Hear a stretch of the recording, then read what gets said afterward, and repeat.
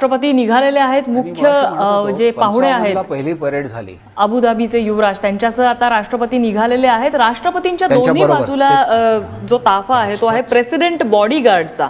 आणि प्रेसिडेंट बॉडीगार्डला मला वाटतं गोखले सर खूप मोठी परंपरा आहे. त्या परंपरेविषयी तुम्ही थोडंसं सांगू शकाल का? तापमान कितना भी गिर जाए हर वर्ष. नाही, आता कॅव्हलरी ज्याला आपण म्हणतो, आता आजकाल कॅव्हलरी म्हणल्यानंतर सगळे खरं पाहिलं तर टँक्स झालेत, पण हेच पूर्वी घोडदळ, जसं अगदी आपण पूर्वीच्या काळापासून गेलं, अगदी आपले शिवाजी महाराज, त्यानंतर बाजीराव पेशवे घोडदळांचा त्याच्या वेळेला भाग घेऊन हे शत्रूवरती जायचे, कारण त्याच्यामध्ये स्पीड असायचं आणि वरचा जो त्याच्यावरचा जो घोडेस्वार होता त्याच्याकडे शस्त्र असायची. त्यामुळे त्याची एक जी ट्रेडिशन आहे, कारण घोडा आणि त्या ह्याच्यापासून समन्वय जे असतं, त्यामुळे ते आपण ट्रेडिशन अजून ठेवलेली आहे. आपल्याकडे अशा कॅव्हलरीची काही युनिट्स अजून आहेत आणि त्यापैकी एक प्रेसिडेंट बॉडीगार्ड एक स्पेशल असे सिलेक्टेड असतात ते लोक, आणि त्यामुळे त्यांना एक पहिली मानवंदना द्यायची त्यांच्या समोर, कारण ते त्यांच्याबरोबर एस्कॉर्ट करतात.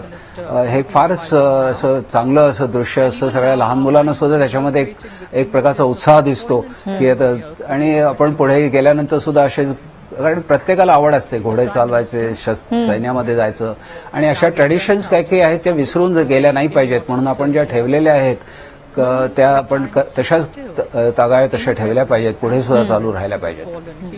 आणि या प्रेसिडेंट बॉडीगार्डची एक पर्सनॅलिटी सुद्धा वेगळी असते. मला वाटतं त्यांच्यासाठी उंची आणि इतर सर्व क्रायटेरिया सुद्धा असतो, त्यांची ट्रेनिंग सुद्धा विशेष असते. अगदी अगदी बरोबर आहे, कारण त्या म्हणलात तसं निराळ्या कलरचे घोडे सुद्धा कसे, त्याच्यामध्ये अगदी एक प्रकारचं इतकं सिलेक्शन त्याच्यामध्ये केलं जातं, आणि त्यामुळे एक त्याच्यामधला जो रंगीत आणि सगळा असा उत्साह असतो तो सगळा आपल्याला दिसतो.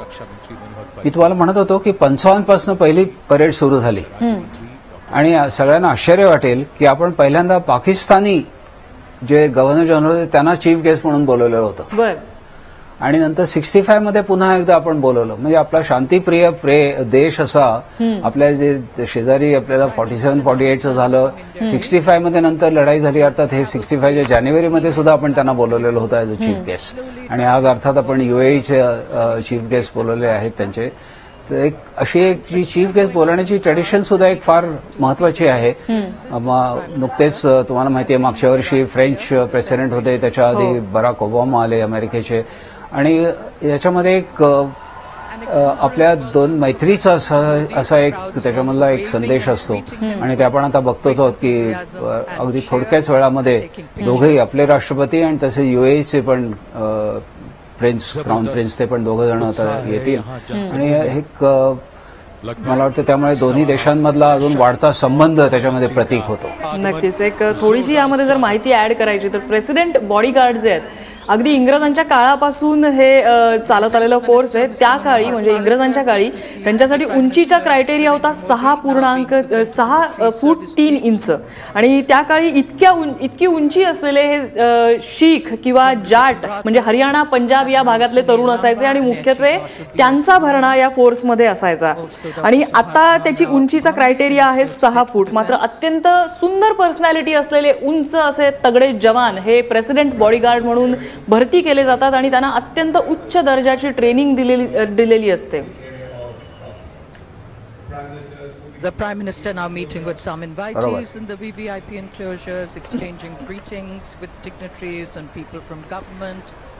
गोखले सर, हे जे प्रेसिडेंट बॉडीगार्ड असतात त्यांना कशा पद्धतीची ट्रेनिंग? बॉडीगार्ड बोला. नाही, मी म्हणत होतो की पूर्वी राष्ट्रपती बगीमध्ये यायचे.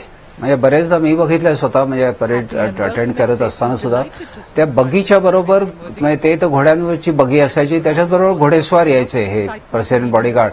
त्यामुळे ते असं एक त्याच्यामधलं अजून एक चांगलं असं दृश्य असायचं की घोड्याची बगी आणि घोड्याचे हे सगळे जे प्रेसिडेंट बॉडीगार्ड आहेत, आणि ते कलरफुल असे घोडे. आजकाल बरेचदा मी बघतोय की काही सिक्युरिटीच्या कारणाने असेल किंवा अजून काही कारणामुळे ते आजकाल बगीच्या ऐवजी आपण बघतो की एक मोठं कार आणली जाते. पण ही तुम्ही म्हणला तशी ट्रेडिशन जी आहे 6 फूट उंच, कारण personality is very important for अशा तऱ्हेचे जेव्हा सिलेक्शन होतं आणि ज्या लोकांच्या समोर तुम्ही जर लोकांना आणायचं असलं तर त्याची स्पेशालिटी नक्कीच फार महत्वाची असते. त्याच्यामुळे एक ऑटोमॅटिकली त्यांच्यातलं शौर्य, त्यांच्यापैकी एक प्रकारची कर्तृत्वान अशी प्रकारची दिसतात. आणि त्यामुळे मला वाटतं ही एक फार चांगली आपण ट्रेडिशन ठेवलेली आहे. आणि ते तुम्हाला माहिती आहे की राष्ट्रपती भवनच्या तिथे मागेच राहतात, त्यांचा सराव तिथे असतो. आणि हे सिलेक्शन झालेलं असतं 63 कॅव्हलरी म्हणून आहे, जे अजूनही घोड्याची आहे. आम्ही अर्थात एनडीएमध्ये घोडे चालवायचो तेव्हापासून मला आठवतंय की ते एक प्रकारचं शिक्षण असतं. आणि मग त्यातले जे चांगले असतात ते काही ऑफिसर्स बनतात, तसेच आपल्या तऱ्हेचे काही तुम्ही म्हणलात तसं राजस्थानमधले, हरियाणामधले, पंजाबमधले अशा तऱ्हेचे जास्त करून ज्यांना तिकडे जास्त घोड्यांचे जास्त सराव आहे अशा लोकांना सिलेक्शन असतं. पण आपले बरेचसे महाराष्ट्रीयन पण त्याच्यामध्ये असतात. त्यामुळे प्रेसिडेंट बॉडीगार्डमध्ये तुम्ही फाईन असं एक कॉम्पोजिट अशा तऱ्हेचे सगळ्या तऱ्हेची लोक असतात त्याच्यामध्ये. आणि फारच त्यांचा ड्रेस, त्यांची आता तुम्ही बघाल त्याच्यामुळे जनरल सॅल्यूट देतील घोड्यांच्या वरनच, ते घोड्यांना सुद्धा इतका छान कंट्रोल करतात. एक चांगलं अशा तऱ्हेने त्यामुळे उत्साहाचं असं एक पहिल्यांदाच सुरुवात होते. त्यामुळे प्रेसिडेंट बॉडीगार्डचा मुख्य रोल काय असतो? म्हणजे आपण त्यांना जे बघतो ते फक्त प्रेसिडेंट्सना एस्कॉर्ट करताना बघतो, त्या व्यतिरिक्त त्यांचा रोल काय असतो? नाही, they are actually after all president bodyguard हा जो आहे तो म्हणजे त्यांचं एक प्रकारचं कवचच असतं ते. त्यामुळे त्या अशा व्हीव्हीआयपी आपण ज्यांना म्हणतो त्यांना एक निर्णय प्रकारची जी कवच असतात, त्यामुळे त्यांना ते पण ट्रेनिंग असतं. नुसतं ते घोड्याचं हे नाहीये, पण त्याच्याबरोबर बाकीची शस्त्र कशी चालवायची. पण आता कसं झालंय, त्यांचे जे अगदी नजदीक असे जे कमांडो काही असतात जे त्यांना संरक्षण देतात किंवा अजून, त्यामुळे ह्यांचं पण एक लेयर्ड असं जे डिफेन्स आपण म्हणतो त्याच्यामध्ये त्यांचा पण संबंध असतो. आणि अशा तऱ्हेने ते कधी म्हणजे त्यांची जी बेसिक ज्या ड्युटीज आहेत आर्मीच्या त्या काही विसरत नाहीत. त्यांना ते सगळं ट्रेनिंग कंटिन्युअस चालूच असतं. पण त्याचबरोबर त्यांचं सिलेक्शन झालेलं असतं की तुम्ही घोडे चालवायचे, घोड्याच्या कसरती. मग तुम्हाला म्हणजे ते ऑलिम्पिक्स सारखे जिथे घोड्यांचे खेळ आहेत त्याच्यामध्ये मग टेंट पेगिंग म्हणतो किंवा हॉर्स शो रायडिंग, जम्पिंग म्हणतो, अशा तऱ्हेच्या ह्याच्यामध्ये भाग घेणारे बरेचसे आहेत. आम्ही आता परवाच नॅशनल डिफेन्स अकॅडमीमध्ये गेलो होतो, तर तिथले जे एक इन्स्ट्रक्टर तिथे आहेत आता, मी त्यांच्याशी बोलत होतो, त्यांनी 2दा एशियाडमध्ये भाग घेतलेला होता. अशा तऱ्हेचे नैपुण्य त्यांना जास्त ज्यांचं घोड्याचं, कारण ते शिकवण्याला सुद्धा चांगलं लागतं, अशा तऱ्हेचे लोक ते असतात त्या प्रेसिडेंट बॉडीगार्डमध्ये. आता तुम्ही ते दृश्य दिसतच आहे की त्या दोन्ही प्रेसिडेंटच्या गाड्या येत आहेत आणि त्याच्या मागे अगदी असे घोडे सुद्धा जसं काही मार्चिंग करतात तशा त्याप्रमाणे मार्चिंग केलेलं असतं. तर राष्ट्रपती प्रणव मुखर्जी यांचं आगमन या ठिकाणी होत आहे. प्रेसिडेंट बॉडीगार्ड त्यांना एस्कॉर्ट करतायत या ठिकाणी मुख्य मंचाकडे.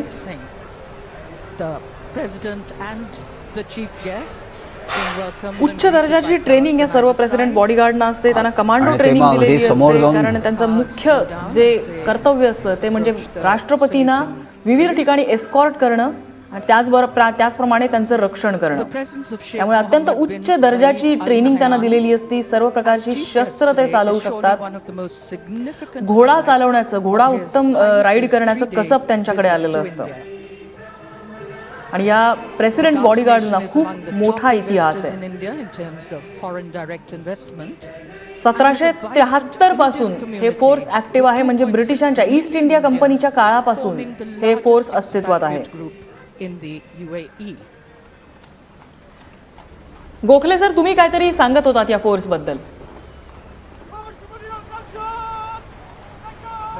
नाही, मी हे सांगत होतो, आता बघा त्यांचं फॉर्मेशन बदललंय आणि ते आता जसे सगळेजण उभे राहिलेत, राष्ट्रपती आलेत म्हणून, कारण त्यांना माहिती आहे की पहिली जी मानवंदना दिली जाते ती यांच्याकडनं दिली जाते. त्यामुळे त्यांच्यामध्ये एक अजून जास्त असा प्रकारचा अभिमान असतो की जी पहिली 26 जानेवारीची मानवंदना राष्ट्रपतींना दिली जाते ती प्रेसिडेंट बॉडीगार्डकडनं दिली जाते. त्या अशा ज्या काही काही ट्रेडिशन्समुळे काय असतं की त्यांच्यामध्ये जो एक उत्साह असतो तो असा नेहमी राहिलेला असतो. आणि त्यांना सारखं सांगितलेलं असतं की you are the ones who are going to give the first salute. त्यामुळे त्या घोड्यांमध्ये सुद्धा त्याच्यामध्ये एक प्रकारची तुम्ही बघाल असे सकाळी उठून असे ते घोडे अगदी तत्पर असतात, अगदी शिस्तबद्धता त्या घोड्यांमध्ये दिसून येते. सगळ्यांना बघायला सुद्धा एक उत्साह येतो. to the Oh, अगदी Defence खरं आहे. Minister, Mr. Manohar Parrikar. नक्कीच आपले आजचे दुसरे अतिथी मेजर जनरल शशिकांत पित्रे हे देखील आता आपल्या चर्चेमध्ये सहभागी झालेले आहेत. जनरल पित्रे, स्वागत आहे आपलं. पहिलाच प्रश्न तुम्हाला, आता काही वेळातच राष्ट्रपतींना सलामी दिली जाईल, मात्र फरक असा असतो की पंतप्रधानांपासून इतर सगळ्यांना जनरल सॅल्यूट दिला जातो, मात्र राष्ट्रपतींना फक्त राष्ट्रीय सॅल्यूट दिला जातो. या दोन गोष्टींमध्ये फरक काय असतो? राष्ट्रीय सॅल्यूट आणि जनरल सॅल्यूट नाव ह्याच्यात काही फरक नाही आहे. फक्त जसा आपल्याला सांगितलं आता, आपण जो घोड्यांचा जो सॅल्यूट आता दिला जाईल तो राष्ट्रीय सॅल्यूट फक्त आपल्या राष्ट्राध्यक्षांना, राष्ट्रपतींना दिला जातो. आता दुसरी गोष्ट मी एक तुम्हाला आताच आपण चर्चा चालू आहे त्याबद्दल सांगू इच्छितो की प्रेसिडेंट बॉडीगार्ड जे आहे त्यांना पॅराशूट ट्रेनिंग सुद्धा दिलेलं गेलेलं आहे. त्यांचं मुख्य काम जे आहे ते म्हणजे राष्ट्रपतींचं संरक्षण करणं, म्हणजे नुसतंच सेरिमोनियल नाही, पण कुठल्याही युद्धाच्या काळात जर आवश्यक पडली तर राष्ट्रपतींचं संरक्षण करणं.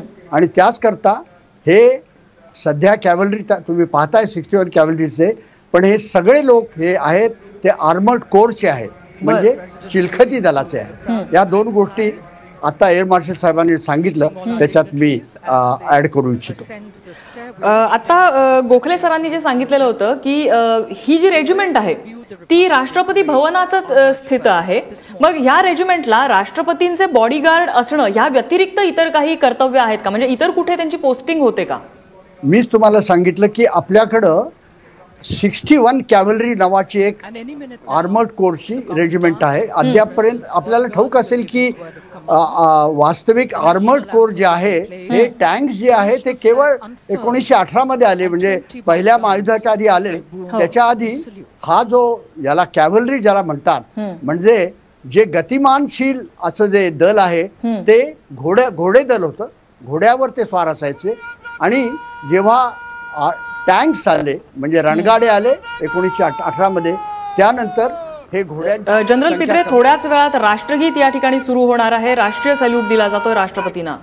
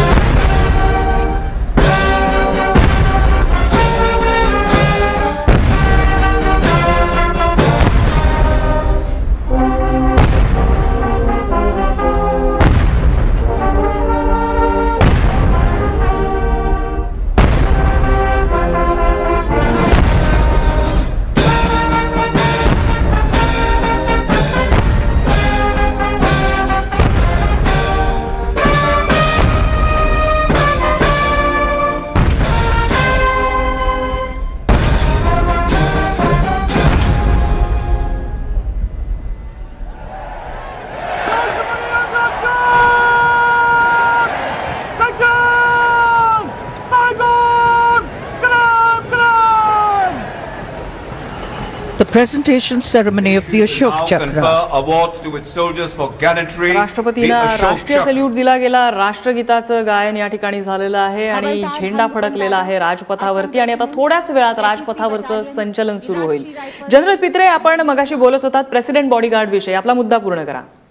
मला असं सांगायचं होतं आपल्याला की याच्या आधी केवळ आपल्याकडे घोडदल होतं, परंतु 1918 नंतर जेव्हा हे रणगाडे आले तेव्हापासून ही सगळी जी आर्मर्ड कोरची कॅव्हलरी जी युनिट्स आहेत ती सगळी आता रणगाड्या दलाची बनलेली आहेत, आर्मर्ड कोरची बनलेली आहेत.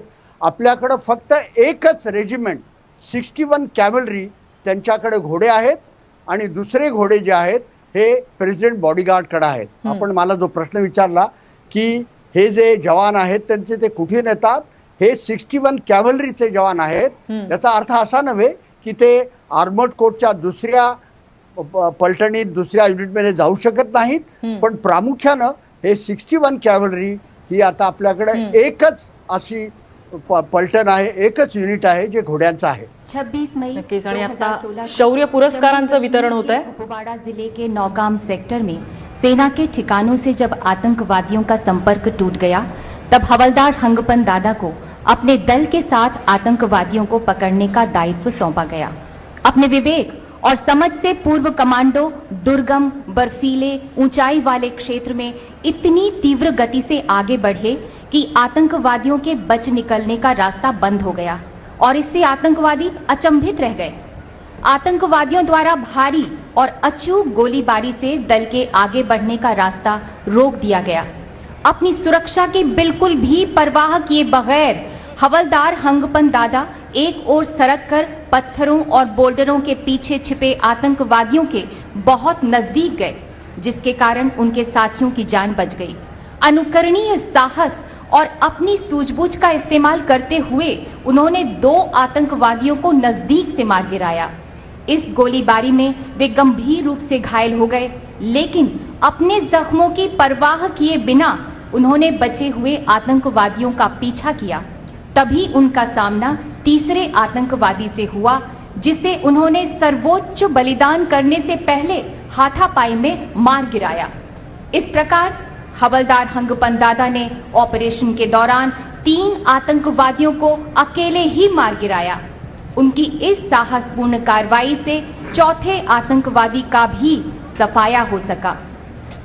हवलदार हंगपन दादा ने कर्तव्य से आगे बढ़कर अत्यंत शूरवीरता, निस्वार्थ समर्पण का प्रदर्शन किया और आतंकवादियों से लड़ते हुए सर्वोच्च बलिदान दिया। स्वर्गीय हवलदार हंगपन दादा की पत्नी श्रीमती चेसन लोवंग दादा।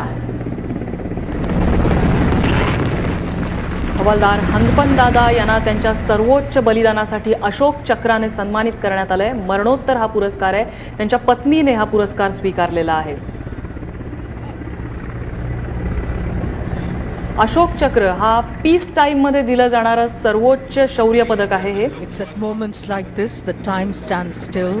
India's highest peacetime gallantry award, the Ashok Chakra, presented posthumously to Havildar Hangpan Dada. Rajpath per 4 MI-17 V5 helicopter उल्टे वाइन ग्लास के आकार में उड़ान MI-17 भरते हुए हेलिकॉप्टर्सचं या ठिकाणी आगमन झालेलं आहे। MI-17 हेलिकॉप्टर्स भारतीय वायुदलाची एक शान समजली जाते। पुष्प वर्षा करता हुआ जनसमूह पर दूसरे हेलिकॉप्टर पर थल सेना आणि पुष्पवृष्टी त्याने केली जाणार आहे या ठिकाणी। 80 किलोमीटर की रफ्तार से उड़ान भरते हुए इन तीनों हेलीकॉप्टर्स में विंग कमांडर उमेश चंद्र वैश, स्क्वाड्रन लीडर RM गोपी कृष्णन और स्क्वाड्रन लीडर शिजुराज। गोखले सर, अशा प्रकारे ही पुष्पवृष्टी होणं या हेलिकॉप्टर्स मधून हे सगळंच पाहणं किंवा ते तुम्ही तर त्यामध्ये सहभाग घेतलेला आहे, हे सगळं अरेंज करणं त्या ठिकाणी तुम्ही स्वतः फ्लाय केलेलं आहे, एक काय भावना असते मनामध्ये? हो, हे अगदी एक तर तुम्ही बघितलं असेल, मला 2 गोष्टी सांगायच्या वाटतात का। एक तर हवामानाच्या बद्दल, तर हवामान खराब आहे, होणार आहे वगैरे वगैरे असं आपण 2-3 दिवस ऐकत असतो। आज एक चांगलं वाटतंय की आज हवामान अगदी सुधारलेलं आहे, त्यामुळे अगदी टाइम वरती, आणि ह्याचं एक टायमिंग फार एक महत्वाचं असतं, त्यामुळे ते अगदी सेकंद म्हणजे मिनिट सुद्धा म्हणणार नाही, अगदी सेकंद सुद्धा उशिरा इकडे तिकडे होऊ शकत नाहीत। अशा तऱ्हेने पुष्पवृष्टी होते। त्याच्यामध्ये 4 असतात हेलिकॉप्टर्स, पहिला नॅशनल फ्लॅग आणि त्याच्यानंतर तिन्ही सेनांचे फ्लॅग्स असतात त्याच्या खाली, आणि त्याला एक ड्रिल असतं, म्हणजे तो फ्लॅग सुद्धा फ्लटर होण्यासाठी त्याला वेट्स असतात खाली लावलेली, आणि मग तो असा म्हणजे उडू शकतो असं वाऱ्यामुळे। आणि त्याच्यामध्ये सिलेक्शन करून आम्ही हिंडन जे एअरबेस आहे दिल्लीच्या जवळ, तिथूनच त्यांना आणतो, आणि त्याचं एक प्रकारे म्हणलं तसं की जसे बॉडीगार्ड परत जातात, मग हेलिकॉप्टर येतात, पुष्पवृष्टी करतात, आणि मग आता तुम्ही बघाल की आपली थलसेनाचे जे सर्वात आधी सबेरिया कमांडर असतात दिल्लीचे, त्यांच्यापासून मग सुरुवात होते परेडला। आणि हे पथसंचलनाला सुरुवात झालेली आहे मला वाटतं। आणि मी तुम्हाला मगाशी सांगत होतो की बोला मी मगाशी सांगत होतो की मी जेव्हा भाग घेतला होता 72 मध्ये किंवा त्याच्या आधी, त्यावेळेला हेलिकॉप्टरला मी तुम्हाला फोटो पण दाखवला होता आपण बोलण्याच्या आधी, की त्याला एलिफंटचं पण आम्ही त्याला रूप दिलेलं असायचं। तरी आमचा एक टेकचंद म्हणून टेलर होता, आज टाइम्स ऑफ इंडियामध्ये पण त्याचा फोटो आलेला आहे, की त्याला एलिफंटच्या आकाराने मग त्याच्यातनं पुष्पवृष्टी व्हायची, तो असं त्यामुळे डान्स करतो एलिफंट आकाशामध्ये असं दिसायचं। पण ते आता तशा तऱ्हेचं हेलिकॉप्टर आपण वापरत नाही, कारण ते एक छोटं अगदी हेलिकॉप्टर होतं एलिव्हेट टाईप, पण आता आपण मी-17 वापरतो, त्याच्यामध्ये अशा तऱ्हेचे आपण घालू शकत नाही, कारण खूप स्ट्रॉंग त्याच्यामधला ज्याला डाऊन वॉश म्हणतात, म्हणजे वरचे पंख असतात त्यामुळे खाली जो इतका जोरात त्याचा वारा येतो त्यामुळे त्या गोष्टी तशा टिकू शकत नाहीत. क्या बात आहे. तर आपले पदक विजेते आता राजपथावरती संचलन करतात. पूर्ण बदल होत असतात. नक्कीच पदक विजेते कॅप्टन बाणा सिंग ज्यांनी सियाचीन भारताच्या ताब्यात आणण्यासाठी खूप मोठा पराक्रम गाजवलेला होता, ते कॅप्टन बाणा सिंग आता राजपथावरती आहेत. त्याचप्रमाणे कारगिल मधला परमवीर चक्र विजेता सुभेदार जोगिंदर सिंग हे या ठिकाणी आहेत. सुभेदार जोगिंदर सिंग यांना परमवीर चक्र मिळालेलं होतं. अवघं 19 वर्षाचं वय होतं कारगिल युद्धाच्या वेळेला. त्यांना मात्र दहशतवाद्यांच्या नरडीचा घोट त्यांनी घेतला होता आपल्या जीवाची पर्वा न करता. और मेजर जनरल सेवानिवृत्त साइरस ए पिठावाला। परमवीर चक्र युद्ध में असाधारण वीरता का परिचय देते हुए जान की बाजी लगाने वाले सैनिकों को दिया जाता है। अशोक चक्र शांति काल में इसी तरह की असाधारण वीरता का प्रदर्शन करने के लिए युद्ध काळातलं सर्वोच्च पदक असतं परमवीर चक्र आणि शांती काळ म्हणजे पीस टाइम मधलं सर्वोच्च पदक असतं अशोक चक्र। हे सर्व पदक विजेते सध्या संचलन करत राजपथावरून राष्ट्रपतींना सलामी देत पुढे मार्च करतायत। गोखले सर, मी म्हणत होतो बाणा सिंग मध्ये पुण्याला पण आले होते आणि त्यांच्या नावाने बाणा टॉप म्हणून आहे सियाचीनमध्ये। कॅन यू इमॅजिन, म्हणजे अशा तऱ्हेचा एक फार त्यांचं आपण चांगल्या रीतीने गौरव करतो आहोत त्याच्यासाठी, कारण त्यांनी इतकं मोठं बलिदान त्यावेळेला जवळजवळ होणार म्हणजे झालेलं होतं काय काय आपल्या बाकीच्या त्यांच्या ट्रूप्समधले जे होते, पण यांनी त्याची पर्वा न करता तो शत्रूकडनं घेऊन त्याला, त्यामुळे त्याचं नाव पण आता बाणा टॉप दिलेलं आहे। ते मला वाटतं त्यांच्यासाठी एक फार अभिमानाची गोष्ट आहे आणि आपल्या सर्वांसाठी सुद्धा त्यांचं जे कर्तृत्व आहे, त्यांचं जे शौर्य आहे ते मला वाटतं फार अगदी चांगलं उदाहरण आहे आपल्यासाठी। जनरल पित्रे, मला वाटतं सियाचीन आणि सियाचीनच्या ठिकाणी जे काही आयुष्य असतं आपल्या जवानांचं आणि कॅप्टन बाणा सिंग यांचं योगदान किती महत्वाचं आहे त्याबद्दल अधिक सांगू शकतील जनरल पित्रे? मला आधी एक दोन गोष्टी सांगायच्यात। मला आपल्याला हे सांगायचं होतं की आता ही जी परेड आहे त्याचं नेतृत्व लेफ्टनंट जनरल नरवणे करत आहे। जेव्हा गोखले साहेब बोलत होते तेव्हा नरवणे साहेब नुकतेच आपल्याला दिसले टीव्हीच्या स्क्रीनवर। आणि दुसरी गोष्ट म्हणजे आता महाराष्ट्रासाठी ही आणखी एक अभिमानाची गोष्ट आहे। आणि दुसरी गोष्ट म्हणजे आता आपली ही जी ह्याच्या आधी जी स्क्वॉड गेली ती युनायटेड अरब रिपब्लिकची त्यांची स्क्वॉड आहे। त्यांनी ह्या याच्यात अत्यंत महत्वाचा भाग घेतलेला आहे। 40 लोक आहेत, एका ब्रिगेडियरच्या हाताखाली आहेत आणि ते भाग घेतात। आता आपण बाणा टॉप बद्दल बोलत होता, जसं मी सांगितलं आपल्याला की सियाचीन मध्ये हा जो बाणा टॉप आहे तो पाकिस्तानाने घेतलेला होता। ज्या वेळेला त्याच्यावर अत्यंत कमी तुरळक होते त्यांच्याकडून तो बाणा टॉप परत घेणं तो हे अत्यंत अवघड होतं। हे काम बाणा सिंग जम्मू काश्मीर रायफलच्या करून दाखवलेलं होतं ते, आणि त्यांच्या जवळ बरोबर फक्त 11-20 एकदम त्यांनी त्याच्यावर झडप घातली आणि तो जो ते शिखर आहे ते परत घेतलं। आणि त्यानंतर आता पाकिस्तानला ते शिखर घेणं कधीही शक्य नाहीये आणि ते अत्यंत महत्वाचं, ज्याला आपण ग्राउंड ऑफ टॅक्टिकल इम्पॉर्टन्स म्हणतो, अत्यंत महत्वाचं शिखर आहे। बाणा सिंगाला त्याकरता परमवीर चक्र दिलं गेलं। पूर्वी या पोस्टला कैद पोस्ट असं म्हणायचं ज्या वेळेला ते पाकिस्तानच्या ताब्यात होतं, मात्र बाणा सिंग यांनी ते आपल्या ताब्यात आणण्यास मदत केलेली होती, त्याबद्दल तेव्हापासून त्याचं नाव बाणा पोस्ट असं करण्यात आलंय।